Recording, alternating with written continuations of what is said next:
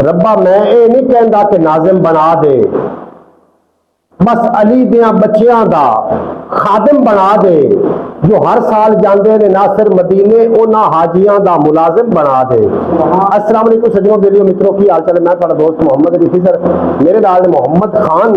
एक तुहाडे नाल गल शेयर करनी, जरूर उस पर गौर करना और इस वीडियो को तुसीं जनाब ना शेयर भी कर देना। मेरा एक दोस्त मलक अजमल बहावलपुर के नाल उन्हां दा ताल्लुक है, उन्हां दा एक बच्चा गुम हो गया है।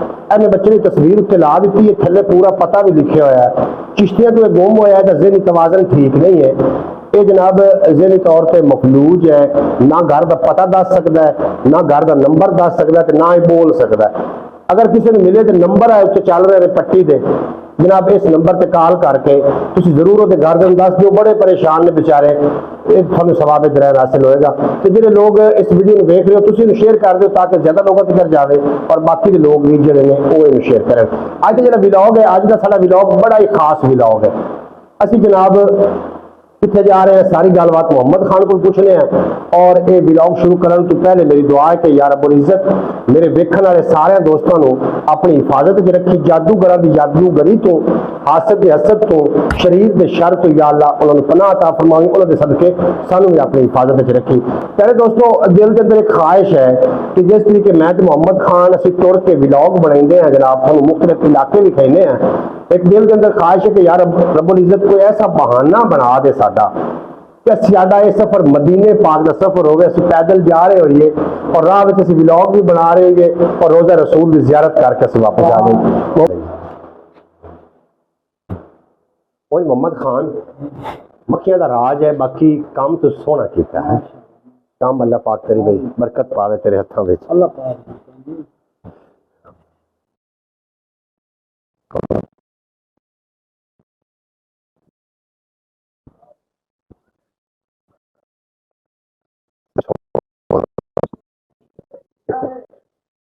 खड़ी वाला काम भी माशाल्लाह खूबसूरत मोहम्मद खान ने कर देता।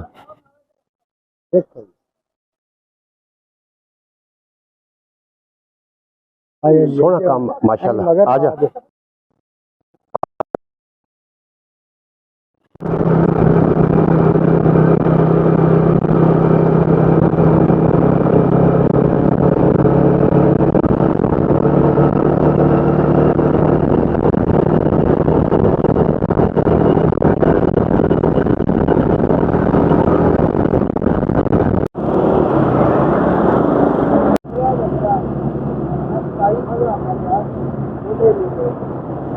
जी पंजाबी वसेब के मुअज़्ज़ज़ नाज़रीन, इस टाइम असी जनाब लाहौर रोड पर मौजूद हैं हेलमेट वाली दुकान पर।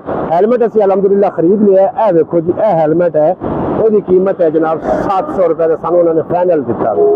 बाद इसका रिव्यू करांगे।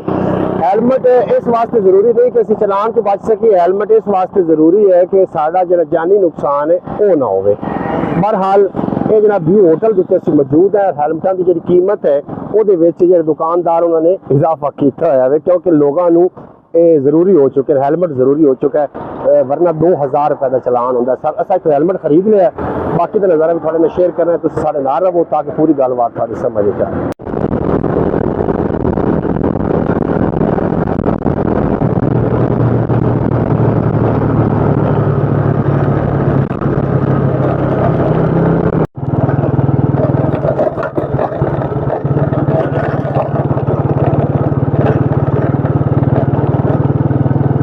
जनाब पहुंचे हैं एक दरगाह पे, चक्की मुजफ्फर शाह सैयद मुजफ्फर शाह साहब बुखारी रहमतुल्लाह अलैह उहदे इस दरगाह पे हैं। मैं तो मोहम्मद खान एक असी दुआ मांग के हुण अगला सफर असी जारी सारी कर रहे हैं। मैं सोचा कि दोस्तों के नाल ये दरगाह का नज़ारा शेयर करिए ताकि तुसी भी सादत हासिल कर सको, साडे नाल ही रहना। अल्लाह अकबर।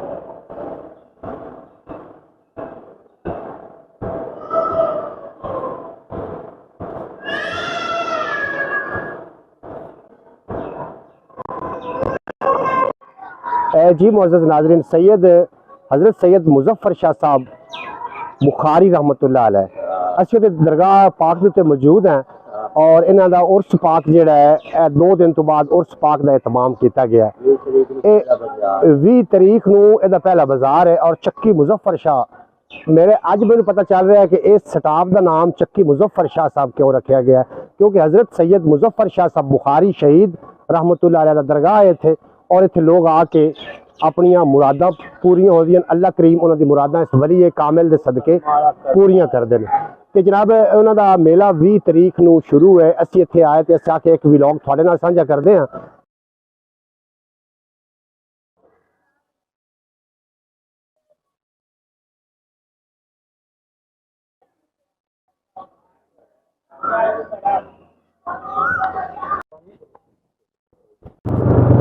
जी मोहम्मद खान का कहना कि आप दरमियान वाले रस्ते पर जाना है। असी मुजफ्फर शाह दरबार तो ना दरमियान वाला रस्ता लिया। जी मोहम्मद खान आख्या कि आप दरिया के इलाके में जाइए, पहले पिंडा वाले पास जाइए तो पता करिए कि दरिया ने कितना नुकसान किया है। असं इस टाइम दरिया से 10 किलोमीटर दूर है। अगे अं चलेंगे खोडा वाले पुल से और उस तो बाद रंगाबाद तो फिर दरिया के किनारे तो लग जावे। तुम व्लॉग देख सकोगे, तुम साढ़े नाल ही रहो।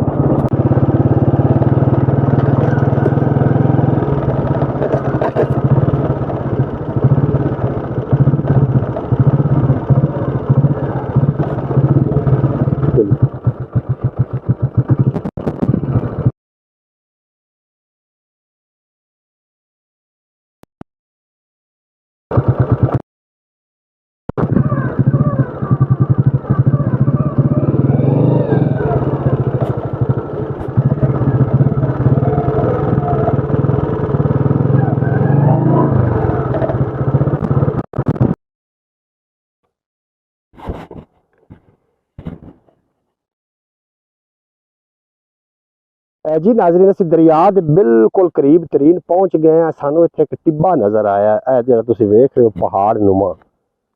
असीं आख्या कि विजिट करिए। असीं इत्थे पहुंचे हैं तो ठिकरियां भी है ने। इंज लगता पाया कि जिवें पहले इत्थे कोई आबादकारी है। जिस तरीके की दुनिया पहले इत्थे आबाद आई, हुण इस टिब्बे की तारीख का सानू तो नहीं पता भी ये दरिया की नज़र होया या कि किस तरीके दे नाल। मुहम्मद खान ठिकरी चा के वेखदा पिया। वेखो जिहड़े बर्तन जिहड़े ने मिट्टी दे, तुसीं वेखदे पे मिट्टी के बर्तन इत्थे मौजूद ने, बहुत ज्यादा। एक कोई गरक होया, कोई शहर गरक होया या कोई पिंड गरक होया, ये बारे सानू तो खैर एडा कोई पक्का इल्म नहीं है।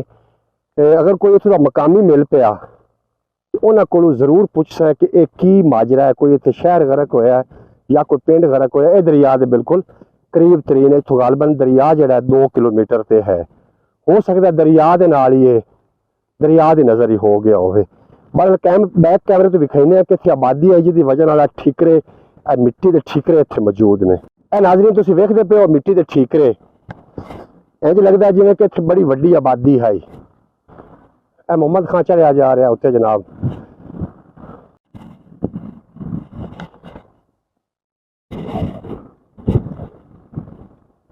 जी मोअज़्ज़ज़ नाज़रीन, जिहड़े टिब्बे ते असीं मौजूद हैं इत्थे हो सकता है कि कोई आबादी होवे पहले, वल्ला आलम।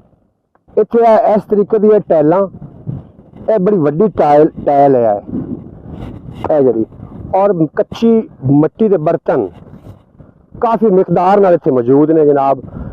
ठीकरे उहदे पै ने। जिस तरीके हड़प्पे की सरजमीन पर जाइए तो वह टिब्बे जो नज़ारा देंदे ने, ये नज़ारा भी उस तरीके दे रहे हैं। हो सकता है कि इत्थे कोई शहर आबाद होवे या पहले कोई पिंड आबाद होवे जिहड़ा गरक हो गया होवे, पानी की नज़र हो गया होवे या की होया है। इहदा साडे को कोई पक्की तारीख नहीं है। अल्लाह बेहतर जानता है कि यह की होया ते क्यों टिब्बे बन गए। बाकी इहदी साइडां ते अगर वेख्या जाए, इहदी साइडां ते आबादी है और उन्होंने लोगों को अगर पूछा जाए तो वह ही बेहतर दस सकते हैं। बाकी जनाब थल्लों है जड़े ने मिट्टी के मजीद बर्तन निकलते हैं। हो सकता है कि मैं पक्का यकीन नाल कह सकना कि इत्थे कोई आबादी ही होवे ते बाद पानी की नज़र या कि किसी न किसी तरीके गरक हो गई हो। कोई पक्की तारीख नहीं है साढ़े को। एक किहड़ी जगह ते मौजूद है, जो तुसीं दरियाए रावी ते जांदे हो ना, कुतब शाने वाले पुल ते उस तो पिछे ही सदे ने बवंदी वाला टिब्बा।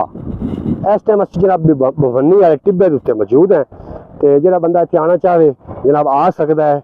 यह कदीम दास्तान इनके अंदर मौजूद है। मेरा ख्याल है इन टिब्बियां दे विच काफ़ी सारिया पुराने बंदे दी दास्ताना रकम ने। ਤੇ ਵੱਲਾ ਬਿਹਤਰ ਅੱਲਾ ਬਿਹਤਰ ਜਾਣਦਾ ਦੇ ਬਾਰੇ ਕੋਈ ਤਾਰੀਖ ਹੈ ਜਾਂ ਨਹੀਂ ਹੈ। ਅਗਰ ਕੋਈ ਬੰਦਾ ਮੇਲ पे तो जरूर थोड़े ना शेयर करांगे। अगे चलते हैं, दरिया का नज़ारा थोड़े ना शेयर करते हैं।